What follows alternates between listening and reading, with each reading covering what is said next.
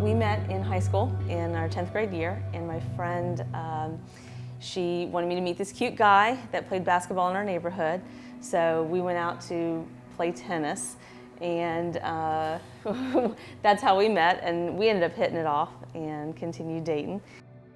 Donnie joined the Marine Corps. I went off to college for a little bit, and then we got married after he returned from his year overseas. And about 4.5 years later, we had our first son, Zachary, and then about 3 years after that, we had our second son, Eli. Well, our life before Donnie's accident, he was very active. He was an active cyclist. He did some surfing. He did mountain biking. He loves running. He's run a couple half marathons and the Gate River Run several times. And so just very, very active and always looking for the your next hobby. The night of his accident, he had come home from work and he was going to go out for a bike ride, and me and my older son were heading to church, and on the way back, I kept getting these phone calls that I didn't recognize, so I wasn't answering them. And so finally, I took one of the calls, and it was raining. We were driving down J. Turner Butler, and it was the emergency room. Something had happened with my husband.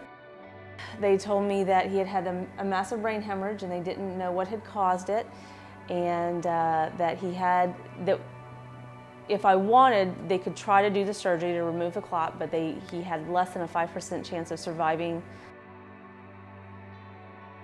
It was very touch and go. We didn't know if he was going to live. We didn't know what the outcome was going to be.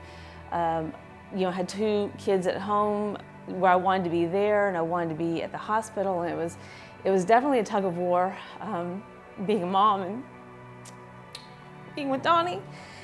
And so that was probably one of the hardest parts, and we have a fantastic family support. So they were, you know, doing their best to be with the boys and make sure that they were taken care of, and you know, we have great neighbors that they were hanging out with, but I spent most of my time at the hospital just because we didn't know when he might wake up. But as soon as this happened with Donnie, friends and family were like, you need to get him to Brooks, you need to get him to Brooks, you just need to get him there. And so we were just listening to everybody and saying, okay, we just need to get him there. They're the best in the area, they know what they're doing, they know how to deal with stroke patients and rehab and therapy, and they have so many, there's a lot of options. After he transferred to Brooks, then that's kind of when boot camp started, and things just really went on a kind of a quick upward swing. It was really encouraging to see them already pushing him. Now, he couldn't even sit up on his own. He couldn't transfer from, you know, the wheelchair to, well, he couldn't even sit up, so he wasn't in a wheelchair, he was in a bed. But he couldn't do any of that on his own. So for them to already be trying to get him to do that stuff instead of just laying in a hospital bed and just tending to his needs, it was very encouraging for me. I'm like, yes, he's young, he's got this drive, he's got this determination, don't give up on him. You know, it was great to have someone just not give up on him and just let him lay there. Because I knew that wasn't him. He has a fighting spirit, and for people to come around him and recognize that and help him fight was really encouraging.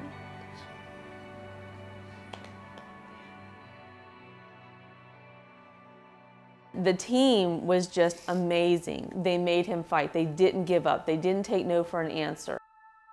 Initially, our goals were just so that he can assist his family as much as he could with transferring, with bed mobility, just ease the burden of care for the caregivers. But it shifted once we realized that, hey, this guy wants more. And I think that's what kind of like pushed us, is the fact that I could tell that he wanted to do more, and I wanted to give him the opportunity to do more. Donnie made amazing progress while he was here at Brooks. So went from needing assistance for every task to starting to learn to dress himself again and keep his balance. I remember the very first time that we got Donnie up and walking, and that was a huge deal because for the longest time I don't think they were expecting that. I think we were just kind of like focusing on, hey, can we get this guy to transfer? Can we get him to where he can help his family? And then we shifted the goal to, hey, we could do this. We will try to get him back up and walking. He always had his family around, and I mean, that was huge. I mean, when he actually stood up, they were like, wow, Donnie, you're doing this. So that was fantastic. I mean, that's what we live for as therapists, is to see that moment, you know? You know, I'm always looking for that next thing.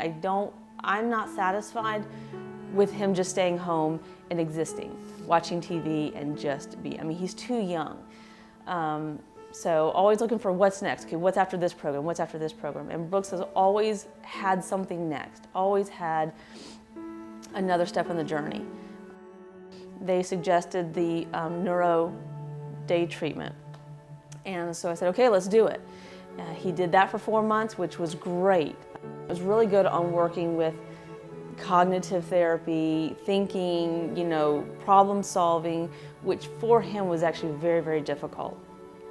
But it did help, and even while he was in the day treatment, he still was getting OT and PT and speech, which was fantastic. So after we concluded the neuro day treatment, the clubhouse was presented as an option, so we looked into that, and so Donnie started doing that. He's been there for about a year now. He really enjoys it. The clubhouse is phenomenal. He works on the computer, he does some office work. They go on like field trips to the movies or bowling, things like that. So it's been another great resource from Brooks. I just enjoy working with Donnie. I think Donnie has found his fit, where he fit at the clubhouse. And I think that's the most important thing.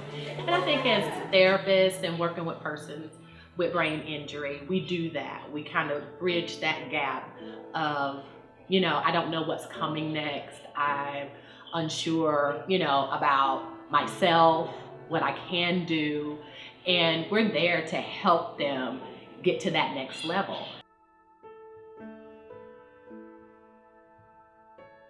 So when Donnie was in outpatient therapy, Scott Brown was talking to us one day and knew that Donnie had been into cycling and presented the adaptive sports as an option. They had an adaptive cycling group that went, and at first Donnie was very hesitant because he wanted to get right back on his two-wheel bike. But still you do. But with a little coaxing, we went to the cycling event, the adaptive cycling, and he loved it. Donnie actually fell in love with it. We were able to get his own bike through the help of some coworkers and some fundraising.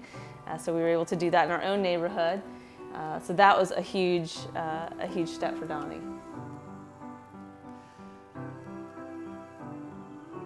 Knowing that there's options out there, the surfing and the cycling and the clubhouse and the day treatment and outpatient and brain injury wellness that he's now doing has just made a world of difference in our lives, and I think Donnie's life.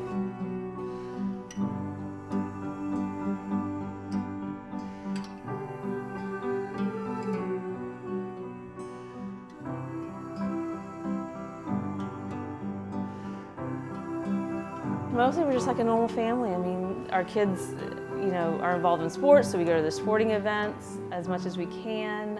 Our oldest son just graduated high school, so he'll be leaving soon.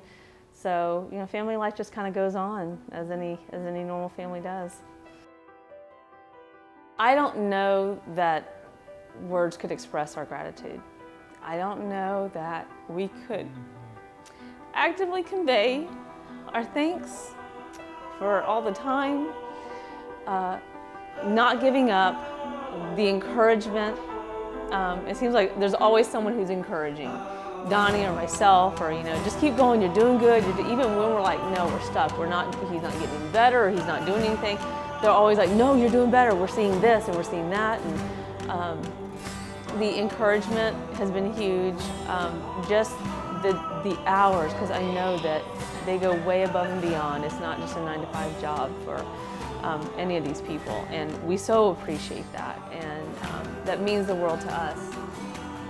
To have all you guys as a part of our lives, because you have been for the past, you know, almost 2 years. They're like our second family.